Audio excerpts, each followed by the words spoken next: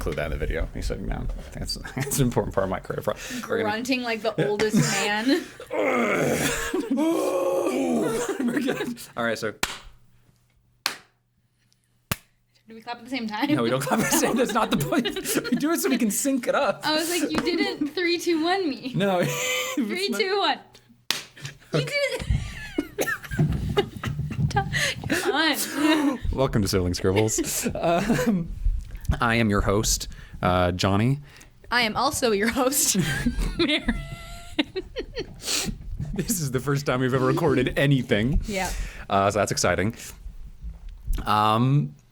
Yeah, so let's first get to our sponsor. This episode is brought to you by me. I did this. No, it's by me. I did this crap. This episode is brought to you by Thompson. Thanks, baby. Hiding in the other room while we do this. He's watching the game. Okay, so today we wanted to talk about what our creative processes are. Our processes? Processi? People. Process people? What our creative process is when we have an idea and how we start and how we kind of work together in order to create a story. Oh, we're siblings, by the way. I don't know if we... Right, and I think that it's actually kind of weird how different our processes are because we both do a lot of creating. I am primarily a writer. Sometimes I doodle or scribble, but I'm not actually an artist in any way. And so for me, the creative process is very, very different. I approach it from a completely different angle than what Marin does. And so we've collaborated on a few things before. I've helped her with some stuff. She's drawn some things that I kind of rambled about aimlessly for a few minutes, and she was like, okay, yeah, I can draw that. So how do you do it? Because I know how I do it. How do you do it? So when we first start, you come up with an idea, right? You have an idea for a character or for a setting or for a basic story. And then... That's a Brandon Sanderson thing, isn't it? What do you mean? That's like straight up. I've seen him talk about that. He's like, that is like you have like you either have a character, a setting, or a conflict, right? And then once you have all three, that's a story. Right. I think you need a little bit more, but. Oh, really? Yeah, just because. I'm challenging you on that. I'm challenging. Brandon Sanderson doesn't exist, so how can he come up with what the story is? Brandon Sanderson is an AI that just writes books in a cave all day. I've never seen him. I've never seen anyone who has ever seen him ever. I've seen him. No. I've been to his house. It's an actor. He wasn't there. His family didn't know I was. It's not the point. I've been there. I was inside. When you hosted Dead Wars, you had a Brandon Sanderson table, but there was no Brandon Sanderson because he's not real. Is Brandon Sanderson in the room with us right now? No. Let's do a Ouija board. Spin the Ouija board. The problem with the Brandon Sanderson Ouija board is that it takes forever for him to get everything out. It's just hours and hours and hours. Yeah, no, Brandon Sanderson isn't real, so how can he have an opinion on writing? It's a great point. I forgot. He's a ghost. Is that what they're called? Ghostwriters? Where it's like you a team of people, right? And then they're all under like the ghost name. The ghost name? The ghost name. Oh, so he's... I mean, you understand ghostwriters, but you jumped straight to... Like, you used ghostwriters to support your theory that Brandon Sanderson is an incorporeal being. Yeah, so all these people use the name Brandon Sanderson to write these books. What do you mean books? And then they use his name as kind of like a congealment thing. Conglomeration? Conglomeration. I'm the author. I don't know if you guys noticed that. I'm the author, she's the artist. The conglomeration to be like, this is how we all become famous at the same time. They split the profits evenly, and they just hide in fear for the day that I will find them. We're coming for you, Sibling Scribble. This isn't a creative podcast. This is a ghost hunt. What does Jacques Clouseau say? I don't know. He says a lot. No, in the second one, where he he's like, that's your take. No, there's your one. There's your one. There's your one. We're coming for you, Brandon Sanderson. We're complaining. That's the real name of this episode. That's what that's going to be. Okay. Well, it's really interesting because I do think that the character plot setting, right, character conflict setting is like a pretty good. It's not a great way to like tell a story. It's not like a formulaic, like this is always going to work kind of a thing. And because that's a big part of what I do too. Right? I just have lists and lists and lists on my phone, right, of just character ideas and conflict ideas. I came up with the idea last night of a superhero kid who's trying to join a superhero organization, only to accidentally find out the superhero organization is run by the heads of the criminal organization. Like the superheroes who are in charge are both the superheroes and the supervillains, just in different costumes, right? And so, tell me you're bored without telling me you're bored. It's a bad plot. It's a crappy plot. But like that's the thing, right? It's like for me, just any idea that shows up, like if it has just a little like potential in there, I try to grab it and hang on to it because eventually that idea could kind of spiral into something else. Right.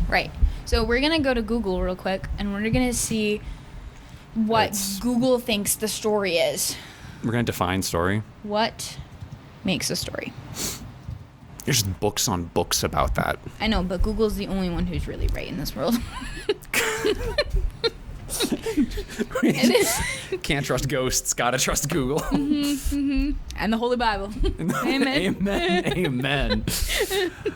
Okay, so they came up with a lot more than that, but I think they're just talking about the story chart that you do in third grade. Yeah.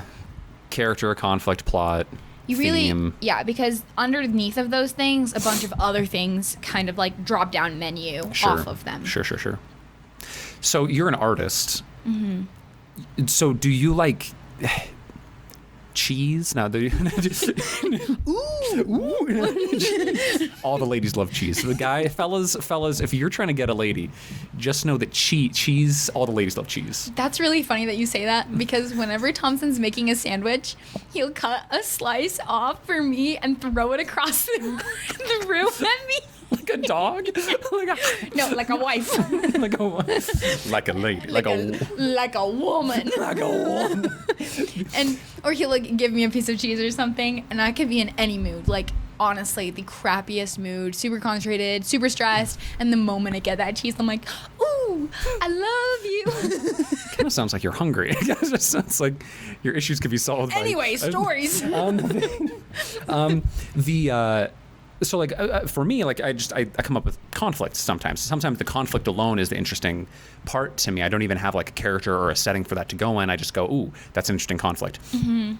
Do you come up with conflicts as an artist? Yeah, a lot of times that's really important. When you are creating a character, there's different dimensions of a character that you can have. I took a class by Sam Nielsen, and he really got into this. There's what's it called? A one-dimensional character? No, because there's a one-dimensional character and there's a bit character. So a bit character. A bit character is a dot. Yeah. And then 1 dimension is a line, and then 2 dimensions is 2 lines, and then 3 dimensions is 3 lines. Like 9, yeah. It's like a cube. Lots of lines. It's a lot more lines than you think. So when you have a bit character, what they do is just one thing. Oh. You said like a bit, like it is like a pixel, but the way that I heard it is like in a comedy bit. Yes. Right? Yeah, like their whole thing is that one bit. Like Fire Emblem. Like Fire Emblem characters. Yeah, it's like a character like when you're watching Gravity Falls for the first time and you see Old Man McGucket spitting in a bucket, right? That's his whole thing. You're like, oh, like he's just the crazy guy in the town. And, he's good for a laugh. And that's his whole point. I think a better example is Tad Strange, right? Yeah, that's very funny. He's just a bit. But with Old Man McGucket, I chose him because at first you see him as a bit character. And then when you get into his backstory, he gains those other dimensions. So when you are drawing characters, you can display how deep a character is based on how they are drawn and their design. So like, Wait, so you can like look at a character design and you can immediately determine, or you should be able to immediately determine the dimension, like the storytelling dimensions of that character. that's really good character design if you can tell if they have a chance of redemption just from how they look. Wow. Yeah. A lot of times that's done right in the face when you're designing a face. Okay, let's use the best examples in the whole world. Avatar: The Last Airbender, right? So incredible. So good. Like, Avatar: The Last Airbender is the example. It's the best example. So how would you, looking at Zuko, right? Looking at Zuko, the first shot where he's like, "The Avatar's alive," or he sees the he sees the light in the sky. How would you? What about his design in that first episode is indicative of his potential for redemption? I personally think that it's because he looks young. Because when you add youth to a character, then it's leaving some innocence there. And in a way, Zuko is innocent. Yeah, very much so. Things happened to him. He didn't really make his situation. That's interesting because he's not innocent in the way of like I'm unhurt, like I'm unwounded by the world, but he's innocent in the way that like literally innocent, like legally he is innocent man. Right. And so that's interesting because, and I mean, we see like, especially in season 3, the dude's just awkward as heck, right? He's still a teenager who doesn't, hey guys, Zuko here, right? Love that man. So great. But that's really cool. Yeah. I think also on top of that is Zuko's kind of a cool character because his design changes. And not a lot of characters get a design change over time. In like TV shows, your designs don't have to be super duper solid because it is kind of a changing and it can go so long. You can go into characters. But I thought it was cool because I can't think of a lot of characters that have like a hard design change, as in, you know, like their whole wardrobe changes and they have hair now and they... Sure, yeah. Yeah. I mean, so, you look at, like, talking about Gravity Falls again, nobody has a major design change. Everybody stays pretty... like on model, that's the term. Yeah. Everyone stays pretty on model. Even something like Steven Universe or not Adventure Time. Adventure Time takes like big changes, especially to Finn. Finn like loses an arm. He has a robot arm. He has a leaf arm. But like you're right. Avatar. Have you seen like how in Avatar? Have you seen just people like lining up every single costume? Yeah. Because I saw that with like the Kim Possible, where people are like, nobody's got Kim Possible design, and she's got like all these outfits, and then someone posts underneath, they're like, have you seen Zuko? But it's so true. Like at the beginning of season 2, right? At the beginning of season 2, when they Zuko and Iroh cut their hair, and they head out into the world. That happens in the first episode, and of season 2, I think. Oh, I was like, that's not the first episode. No, it happens in the first. No. But in the first episode of season 2, they immediately take major deviations from the visual language of that character to indicate to the audience, to say like, hey, these characters have changed. Like the story has changed dramatically for who these characters are. Yeah. And they do the same thing with Team Avatar. In season 3, they wear Fire Nation garb almost the entire season when they're goofing around, running around, at least until the eclipse. Right. And so, and even then, that's another good example. After the eclipse, they wear like their season 3 like outfits, right? It kind of, they very cleverly. I mean, every time we talk about Avatar, it's just praise. They very cleverly use the visual language. It's so good. So, what about with you? So, when you are writing, when you're trying to develop a character, how do you write them into a reader's mind? What's Myers-Briggs? That's what it is. Mm-hmm. I am intuitive. I'm not very sensory. But to me, well, that's not true. I like using sensory descriptions of everything, of the way that people are talking and the way people are moving. Just because I'm a control freak and I like having because I like having all of those I like having all those details there. I like the blocking in there. You know, I did a lot of theater in junior high and high school. So I really like having, some YouTube videos, and so I like having control over every single little thing in the story. But the way that I try my best to convey who the characters are is through dialogue and through the way that POVs are written, right? So, I mean, we're working on Bales, and that's a story that I am writing right now. It's the very first book I've ever written. I don't know if it'll ever get published, but I'll put it online at some point. I mean, we are working on a comic right now, and if you're watching this, we have it up, shepherdcalledbales.com. I've decided just now. So, shepherdcalledbales.com, we are posting the comic pages that we've been working on together. And Bales especially, her character is a soft-spoken, not soft-spoken, but she's a woman of few words. She's much quieter than a lot of protagonists that I would create. Right. Yeah. And so because of that, the way that I express who these characters are in writing is I try my best to create very specific voices for each one of them. And even when we switch POVs, I switch POVs in later chapters to characters like Jacob, and the way that he views the world is different, right? Bales is simple. Bales is, like, not stupid, but she's simple. And so her sentences are short. Her sentences are not like, I don't even use like compound sentences sometimes. If I can take an idea and squish it down to as few words as possible, that's a Bales sentence. But Jacob is more of a scholar. And so he, in his paragraphs and his POV, he describes everything. He's very, very thoughtful. He wonders a lot. He kind of pontificates in his mind. Whereas he speaks that way as well, right? Lots of long sentences, and lots of kind of like he doesn't actually like tangent very often. And so I lean very much in that direction. Like Renee does. Renee tangents off a lot. Yes. She just like keeps talking and talking and talking. It's why I chose. I know that a lot of you guys, if you haven't, go read it so that you understand what we're talking about.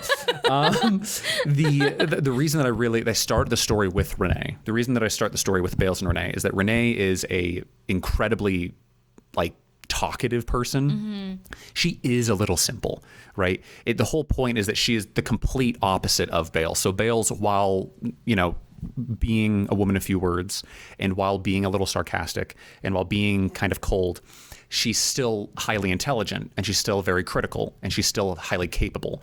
And Renee, she's very talkative, and she is a little bit obnoxious, right? Because when Renee is that way, it emphasizes those aspects of Bales, right? Creating a foil to a character doesn't necessarily make Renee like less of a character, but she's designed so that every time Renee and Bales talk, when you hear Renee talking, it actually tells you things about Bales simply because Bales doesn't do those things. Yeah, kind of adding on top of that, I feel like Bales is very efficient with how she uses language and how she just kind of reacts to the world, where she's like, this is how I'm going to react. This is how I'm going to do it. Decisive. I am doing it like this. She's just very efficient. There isn't any fluff. And with Renee, she wants a very simple thing, but there's all of this fluff on top of it. Yes, absolutely. And so like it's very much me, actually. Renee, I'd love to say that Bales is more of a self-rinser than Renee is, but with Renee, I will write, and I'll write, and I'll write, and I'll write, and I'll write, and I'll it's harder to edit for Renee, because I'm like, how do I accurately? I had an editor look at it, and he was like, this is grammatically incorrect. This is a run-on sentence. This is like it's so irrelevant and it's so random. And I'm like, no, you're right. Yeah, that needs to be that way. That's who I am. Is Renee. I'm a little more flighty. I really did design that relationship a lot like myself and Haley, who's my wife. And perhaps you know her, Marin. Have you heard of Haley? Have you heard of her before? Once upon a time. Because Haley will just declare things, right? She's so funny, where she will just like not talk for like 45 minutes while me and all my siblings are like rambling to the room, right? And then she will there's a little pause, and she will just like quip right into there, and it is just so amazing. It's what she's amazing. And that's the thing, is that in her family, she does stuff like that when I'm hanging out with her family, and no one actually seems to think it's funny. It's just how they communicate. But in our family, her our family is so I don't know. There should be a word for it. I don't know what the word is, but My favorite Haley joke ever, ever was so amazing, where she was talking about in romance novels. yes, no. So we're watching a movie. And I think it's Pride and Prejudice or Sense and Sensibility. It was Sense and Sensibility. That's what it was. And Yeah. the character says like, you know, what's his name? Alan Rickman. Alan Rickman's like, I will call upon you tomorrow, and like I will see you like I will come by tomorrow. And everyone goes okay, and he walks out the door. And Haley goes, when? They never say when. But it was just this desperate like when. They never say when. We still laugh about that. Haley and I still laugh about that. I just think about that all the time. It is my best one of her quirks. It's a great point, right? Like just the anxiety of like an introvert being like, what, like, do I need to have my makeup done? Like, am I just, like, I sit around in my pajamas all day unless I have plans. What time are you here, Alan Rickman? Come to me, Alan Rickman. Yeah. Yeah. So that's kind of the character that Bales is a little bit, in a way, where she says things that are funny and she says things that are clever, and when you don't expect it. Because Right. in a movie about romance, when someone says, I'll call upon you tomorrow, you go, well, I'm still watching the movie until tomorrow. So Right. I'm going to see. But Bales is kind of like that, where she just has just the funniest, randomest moments. Right, because it's almost like she's on her own train of thought, following someone else's train of thought, but she's going through different areas of the countryside than you are, and so you're all going the same direction, but she's seeing it differently. It's interesting that we talk about this, because I think even in some books, I've been reading The Stormlight Archive by Brandon Sanderson's Ghost, Yeah, that's right. and he will describe characters in certain ways. And I think that sometimes I don't describe my characters at all, because I'm like, I think that's dumb, and I should. I'm like, I've described them once, remember? But even in just his character descriptions, he'll say like, this character has this kind of smile or this kind of jawbone structure, as if to paint that picture like you do. I mean, you don't just paint it, but like you do choose like Zuko having a bit more of a like rounder, youthful features. To contrast the sharp design of his outfit and things. It's kind of fun, right? Like on the inside, he is kind of a kid, but on the outside, he's wearing his father's uniform. Yeah. War armor. Yeah, just the most impractical war armor ever. And so it's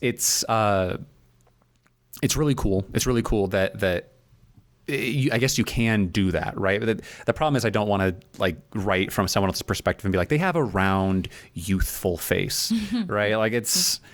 I guess I could say that. It sounds weird. I don't know. I've never been talking to someone and be like, oh, have you met like Dallin? Dallin has a round, youthful face.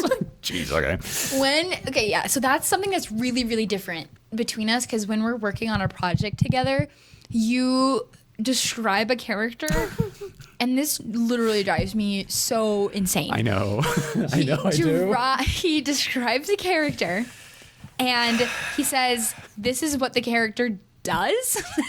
This is how they change, which is very important. It's good to know. He doesn't tell me, like, what color's their hair? Are they, a tall person? Like, what do they wear? And I'm like, dude, I'm I'm trying to visually show this. But that's something that's very interesting about concept art, because a lot of times when you're getting into concept art, you are not a person who's supposed to come up with everything. Your job is to solve problems. And so when someone writes a character, they have all of these ideas, and they're like, this is how I think they should look, right? But then if you draw that, they're like, that's actually not what I want, even though that's exactly what I told you to do. Right. And so, like, your whole job as a concept artist is just to be like, okay, you didn't like this, and I also didn't like it, but I'm gonna show you what you thought that you wanted, and now we're gonna just problem solve until we figured out. That was something that we did. We were talking about just like the coat, right? We were talking about like just the coat that the main character was going to wear. And I didn't know how to solve that problem because it was such a small detail, but I understood, like it's not a small detail. It was a huge detail. It was really important how the main character looks, but I didn't know how to properly convey that information to you. So I stole one of my friend's iPads while we're all hanging out, we're all having a good time, and I'm like, someone give me a freaking iPad. And I just take their iPad and I pull out Procreate, and I had to doodle for a little bit because I realized I don't have the artistic skills necessary to like convey information. So I spent like an hour just like drawing over and doodling and trying to figure out how to get it to look right. And then once I had something that I liked, I sent it to you and you were like, oh, like this, and then you friggin' nailed it, and I was like, oh, okay. Yeah. That's something that I like really think everyone should do, though. It's like when you have an idea, everyone can draw. Like, yes, not everyone can draw like perfect, but everyone can like storyboard a situation out. Everyone can, just quickly put colors together and be like, this is the color scheme that really interests me, or something like that. If you think that you can't do that, like seriously go look at like Ryan Johnson's or like James Gunn's storyboards. They post them, they have them in like documentaries and stuff. Those guys can't draw for crap, right? You'd think that for writer directors who like write and direct all of their stuff, that they would have learned some level of drawing for all their storyboarding they do. And Ryan Johnson's storyboards are like stick figures. Yeah. He looks like he's like a. This one's Ray. This one's Kylo Ren. He's in red, so he's a bad guy. They're in love. Big heart. Big heart. There we go. And but even amazing artists, like they just will like. They have some amazing things, but at the same time, they do really have some really, really crappy stuff. Yeah. Oh, what's his name? I feel so stupid. He's a concept artist, and I feel really dumb for not remembering his name right now. But he's one of the best, storyboard artists where he can just get so much motion, and it's really, really just dirty, round sketches and stuff. Sure, a lot of finding lines. Right. But you know exactly what the motion is. You know exactly what's happening, and he is like a coveted person.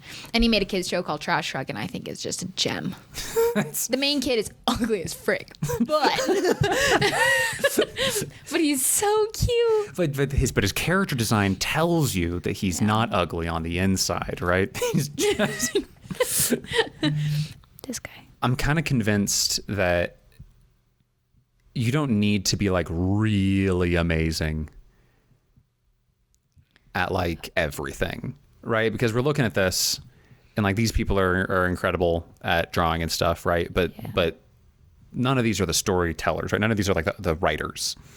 There are storytelling. I mean, wow, they really knew how to storytell with Mother Gothel. Oh my gosh, she's so scary. Holy crap, she's terrifying.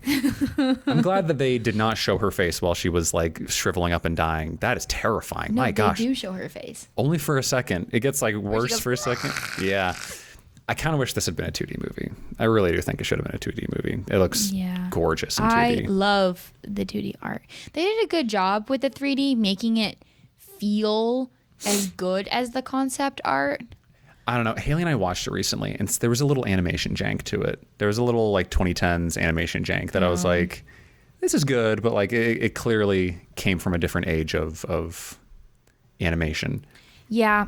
Even I really like how 2D stuff looks. With sketches, you kind of can cheat a lot of the stuff.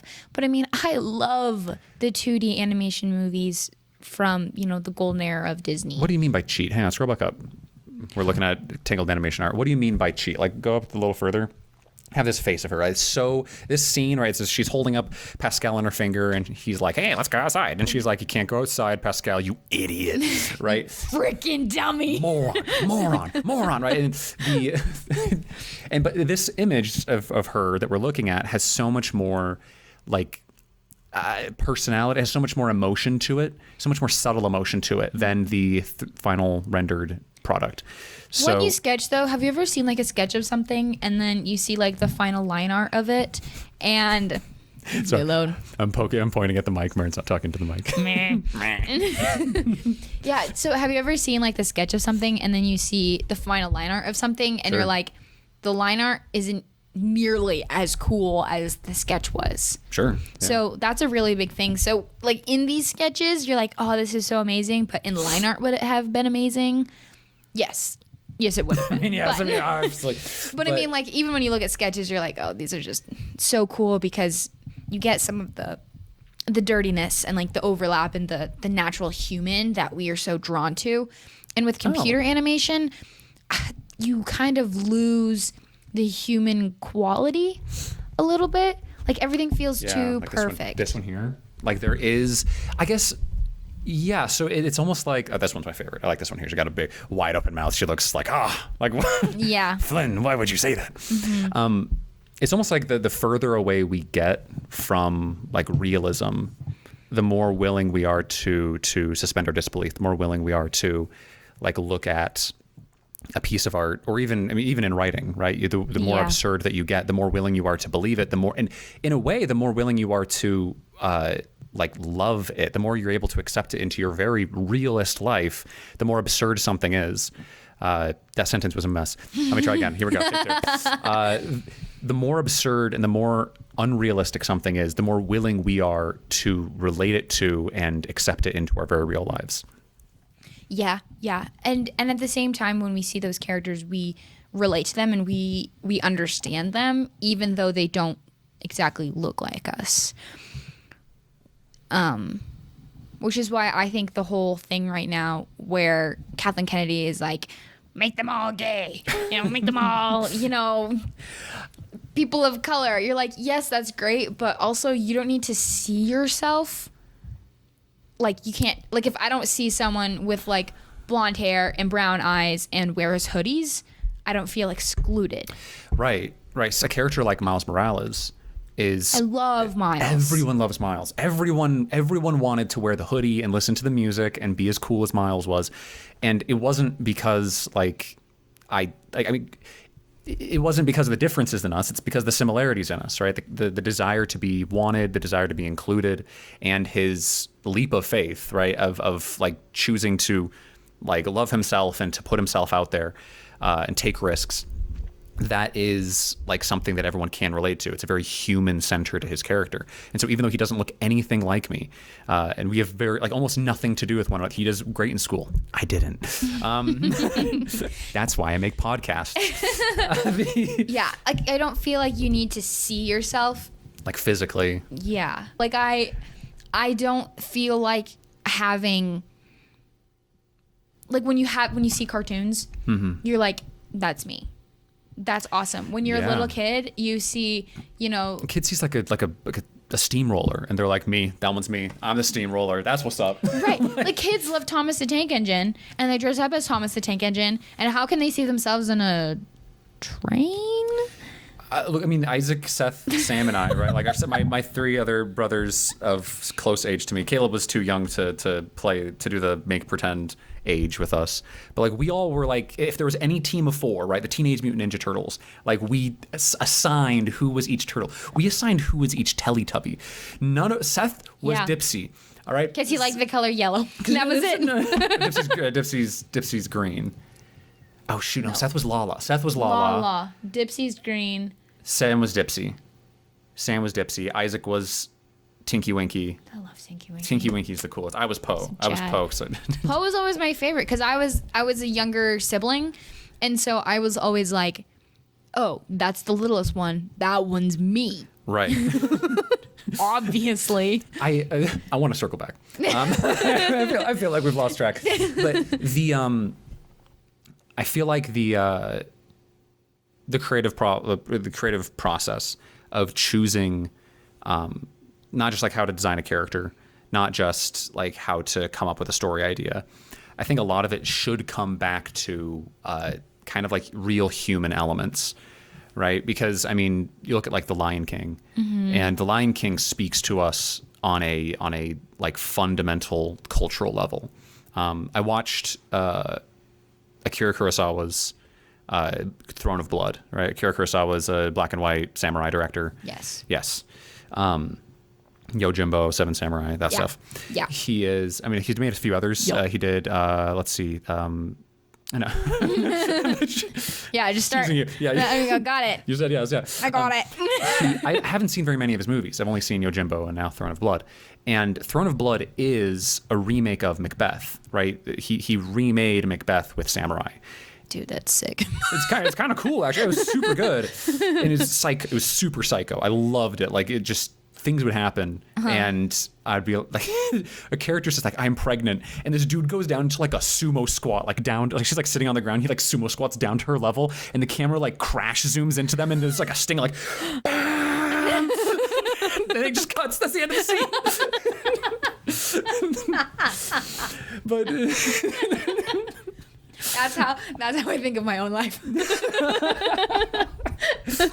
But that's the thing. That's what I'm getting at. That's exactly what I'm getting at. Is that the melodrama of Hamlet, right, is something that Akira Kurosawa saw and was like, holy crap, samurai, right? And and samurai are something that is so far like disconnected from our lives, and yet by using very like, even though it seems absurd to us, everything that's happening in this movie, because of the very human element at the center, you can't help but like really root for everybody in that movie. Like, it's kind of really sad to watch people lose their mind and get like killed. It's brutal. It's brutal by the end of the movie. Yeah, I think that's something that's very interesting, though, that you kind of said was when you're developing a character, the biggest part about making a character is having the audience feel the thing that you want them to feel about said character. And that's called appeal, and we'll have to talk about that another day, because that is like a whole gallon of worms. That's and last time I checked, I'm not in the worm business. We'll open that another day. No can opener today. What time is it? We got time. And so with like a little tidbit about appeal, though, is that Sure. you want the audience to feel a certain way about them.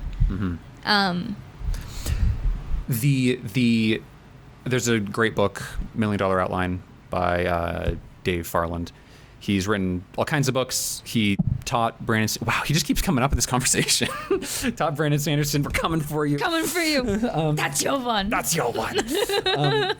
He talks about how stories, very strangely enough, our minds our subconsciouses are unable to determine the difference between fantasy and reality.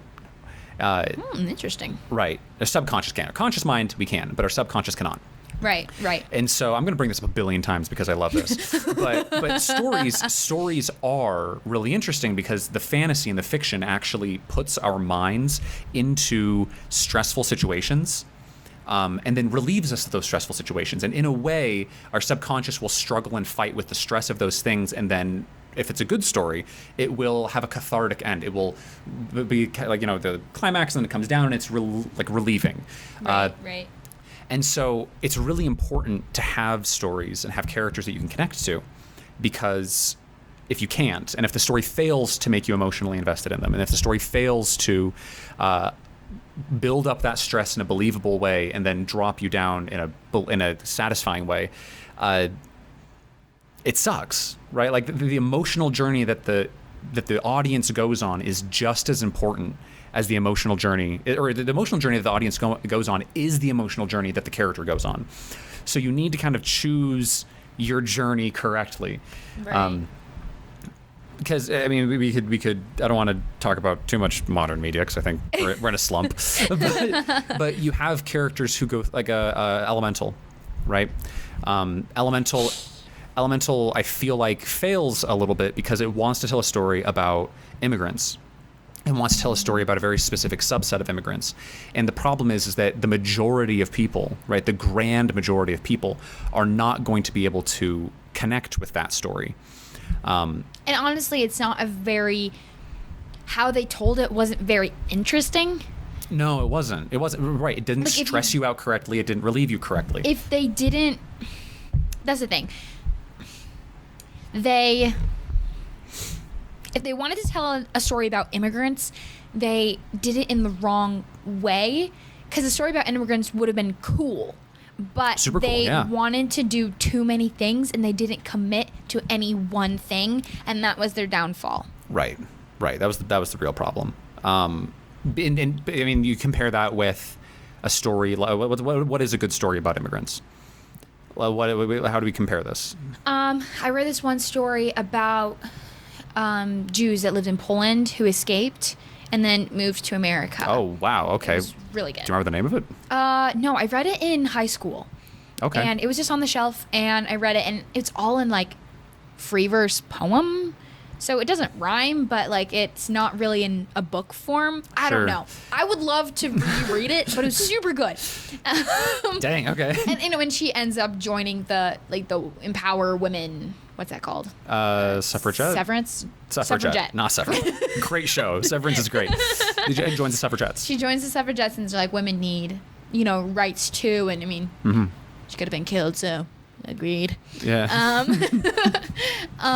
But the whole story is where she lived, she was so happy and she was so warm and she loved just her daily life. And then when bad things happened with the Holocaust, and they were like, they saw the signs early, and so that's how they got out, and they experienced all of the sufferings of getting to America and almost getting turned away, I think. Yeah. But when they saw the Statue of Liberty, they were so grateful and so excited and just happy and hopeful again. Hopeful. And so it's kind of an arch of being like, we're happy and we're so content with life, and then boom, conflict, and it just throws wrench into the whole thing. That is the hero's journey, right? That is the hero's journey. And so it's kind of disappointing that like Elemental. I mean, we're not ragging on Elemental. When we're being critical, we are recognizing that other people are creators, and that being a creator is already just brutally difficult. Yeah, right? And when they're doing it, they're going through so much red line that it's. Yeah. I just feel bad for them. Red tape. That's it. Red tape. Red Line's a great movie. Red line's what you do when you submit something and then your team manager edits it. That's the red line. Right. But I think that something like Elemental kind of fails because it doesn't quite capture it doesn't actually really capture the immigrant experience, right? The main character is very much a native to this land, right, that she's moved to. And I think that because of that, it's difficult. It's really difficult to kind of for people to relate, for people to understand. Whereas the story of these Jews escaping Poland it is presented in the hero's journey format, and so it's something that, while none of us have gone through, it's something that we can empathize with and relate to, because the main character in Elemental starts she starts in a wonderful place and she stays in a wonderful place and she doesn't leave the wonderful place the whole time. Yeah, because what we saw in the book was that she was happy and she was content, and she was a small town, lived in this little country village mouse in Poland, and then to be ripped out of that, to be thrown into all of the craziness of people trying to escape, and then to move to New York is just, you see that contrast and you're like, oh my gosh, that's insane. I would also just be so afraid. We could talk for hours and hours about contrast as well. Like contrast and juxtaposition are it's so good. Yeah, it's like 90% of storytelling, actually. Conflict? Conflict. what the heck? Conflict. It's tricky. That's something that I've struggled with a lot in writing Bales as well, actually, because she is a character. The setting that she is in isn't one where she goes to new places a lot, right? Like after about 15,000 words, you're pretty familiar with where she lives and where she works and the wilderness around her. Right. And so instead, you kind of have to you have to keep coming up with new places for her to go to create a sense of. A sense of being lost, a sense of being threatened, a sense of being alone, right? You have to find new places to be for each scene. Right. There's theme, I feel is a really big part of just having a story, because when you have a theme, you can stay really focused versus when you are just kind of being wishy-washy, you lose your focus. There's no main point. And not everything needs that, but I feel like it is good to have a theme. I want to bring that back then to the beginning bit. How do you tell a story, right? How do you decide on a story? Because we said like character, plot, setting, right? And some people would go ahead and say that theme is, it comes up naturally from those other things. Right. And I think I'd be one of them, actually. I was going to say, like, I disagree, but like, no, I think that you can come up with the character conflict or the setting conflict and oh wow, I'm saying the same things over and over again. Character, conflict, setting. There we go. CCS. I think you can come up with those three things kind of independent of the theme. Yeah. I came up with some story, I outlined it, and I said, like, okay, like, talking animals, the quest to rescue someone's soul, kind of Appalachian countryside, right? Like, come up with all of that, and you can kind of just like mash them together and be like, there we go, there's a story. But that's the one. but the theme was missing, right? The theme actually is kind of the glue that sticks it all together. In Bales, I'm not going to spoil anything because you should go read it. But I had this theme. I realized that when the story finally came together, the themes of loss and of living, right, surviving and living, being two very different things. When I had finally decided that those were going to be the themes that stuck everything together, a lot changed in the characters, setting, and conflict afterwards. But because I had that single theme, everything else kind of just molded into the positions that they needed to support that theme. I don't think I told you, but I've changed a major like twist, kind of at the end of chapter 1. No, in the backstory. Oh, the backstory. I changed a major thing in the backstory, and while it isn't like it's not going to change how the story plays out. Yeah, the story is going to play out pretty much the same. The change that I've made recontextualizes the whole story, and it reinforces the theme to a greater degree. And I didn't think that I was going to make a change. I had everything outlined. I was ready for everything to I was like, this is it. I've got it. Right. Because you were feeling pretty solid about it. Super solid about it. And then it was 2 a.m.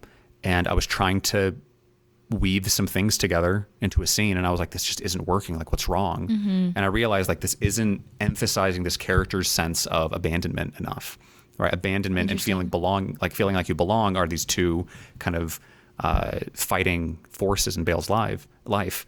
And I realized that the backstory wasn't enforcing that enough. And then at 2 a.m., just the idea just hits you, and I'm like, holy cap. Like, holy cap in America. That's cool. So maybe Brandon Sanderson was right. Maybe you only do need a character and a conflict and a setting to make a story. But to make a good story, which I don't think he knows anything about. Freaking peeking into your mic, talking crap about Brandon. He lives nearby. He could find us. No, he doesn't exist. How can a ghost find you? He's going to be like Friday the 13th. He's going to find us in our dreams. Okay, good luck. I think we would add theme. Absolutely. I think that there's a massive argument you could have about what makes a story and what doesn't. But I do think that there are people who have said, like Fitzgerald, I think, he said something along the lines of, like, he wrote some story, and he's like, this is a story about a man who gets a letter that says that he's been fired and that his son has died. He goes to the bar and gets a drink, and then he goes home and he hangs himself. And he only writes the scene about him in the bar, and he sent that to it might have been Fitzgerald or Hemingway. It might have been Hemingway. And he sends it to his agent, and he's like, I only wrote the scene in the bar, but you can kind of infer the rest. It's like, F you, man. That's not a story. I feel like that seems more like Hemingway, but I might be wrong. Sounds like Hemingway to me. But a story needs a purpose. I really do think that, like, a theme and a lesson is important to telling a story. Yeah. Do you think about that when, like, you're working on? You've kind of done some preliminary art for Neverworld, right? Another big idea that I'm feeling pretty good about it too. I I don't know. That one's my story, so I'm like much more like, ooh, Neverworld. But sorry, I didn't. We haven't Finish your question. Ray. I have a few more minutes, and I wanted to ask about that and ask about your other kind of processes where you are like, because to me, right, the themes are kind of really, really important to that character, right? The themes are really important to the whole story, and I changed the writing accordingly. What does that look like in character design?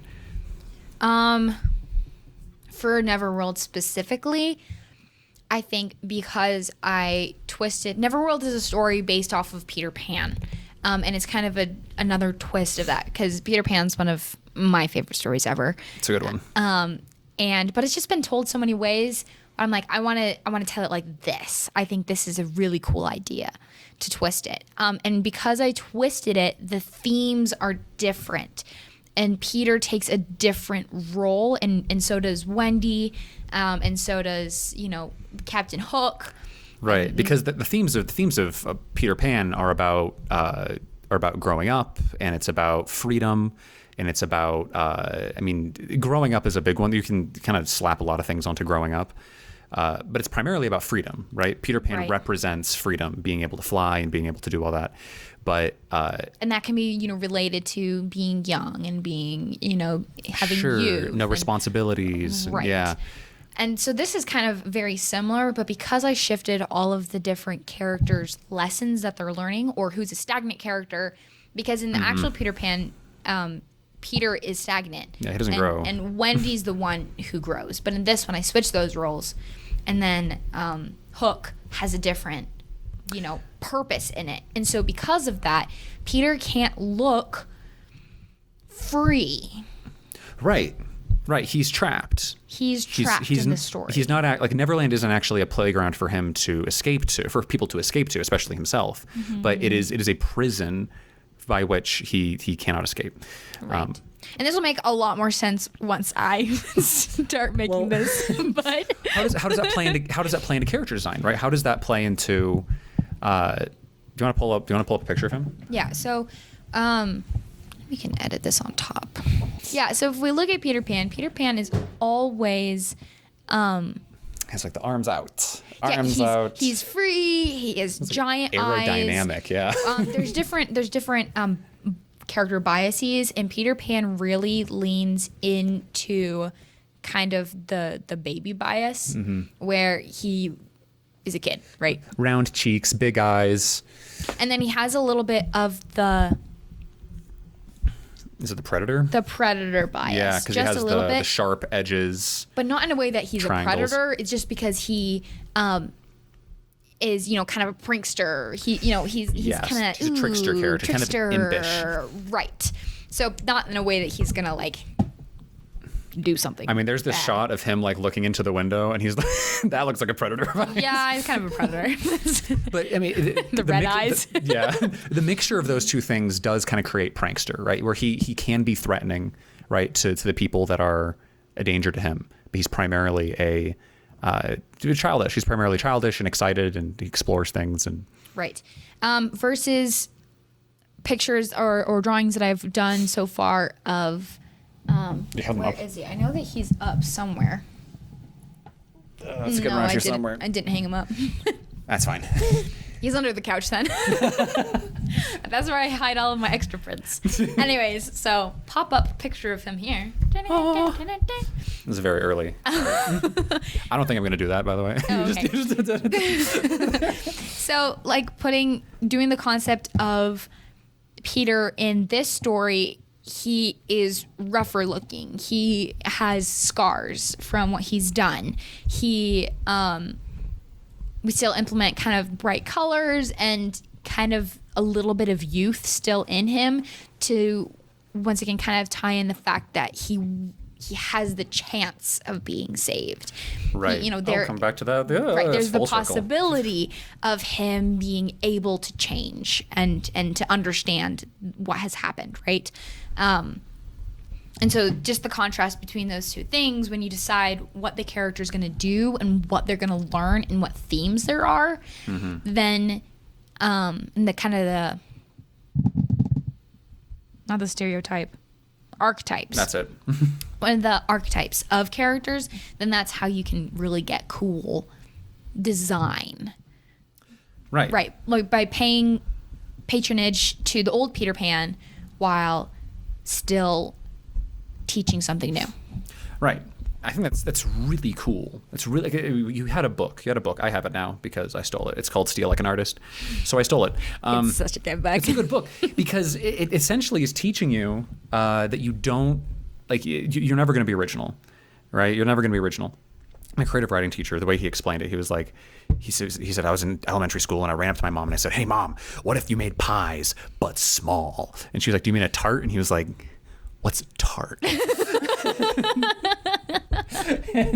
But small. There's no original ideas. All the ideas are gone. Mm-hmm. The way that you make an original idea, just like the way you make an original like recipe, is you take things that already exist and you remix them, or you take lots of things that already exist and you take what you like from each one of them and you kind of mix it together.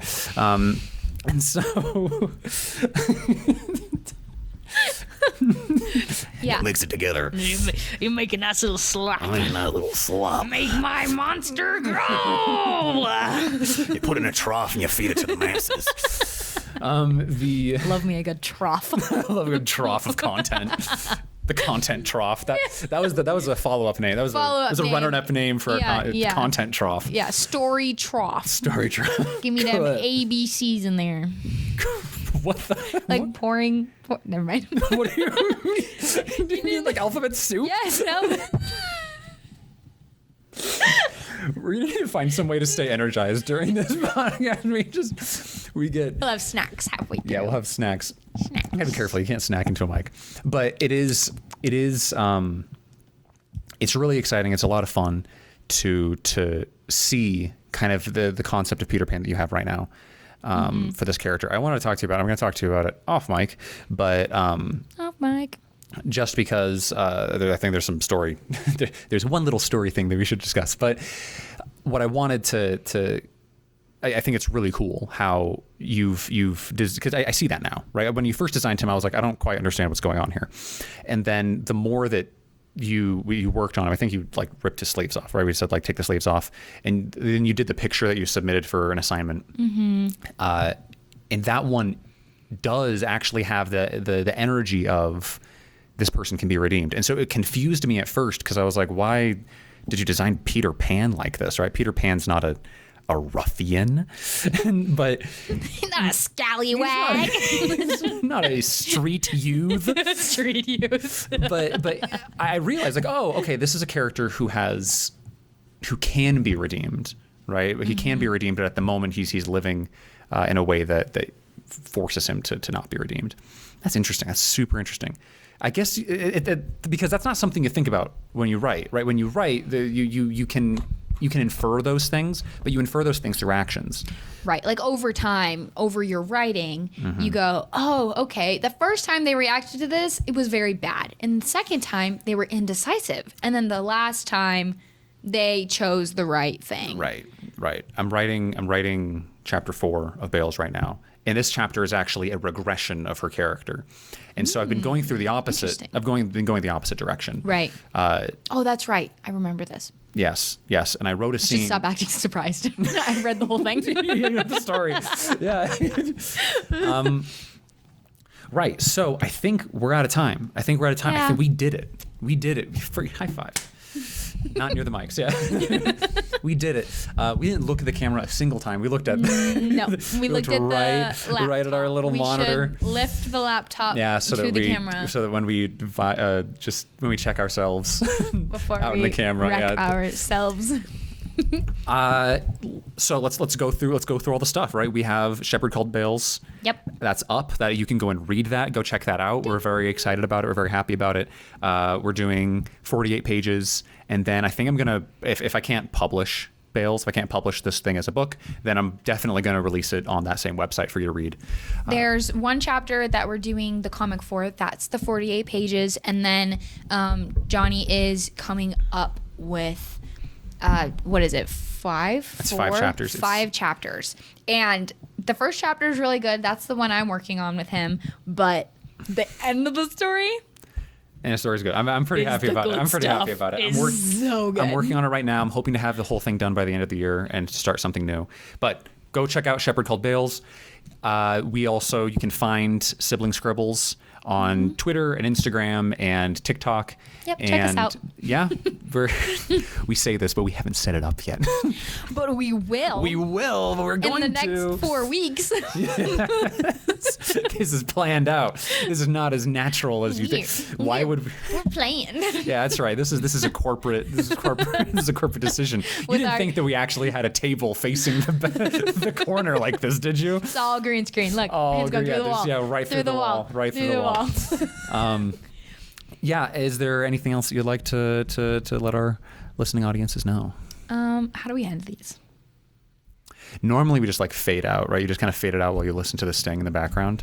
Oh, right. But we have to say, like, thank you for watching Scribbles, Sibling Scribbles, and see you on the next starting line. I don't know. Here's the thing, is that by now I've already faded us out. Oh.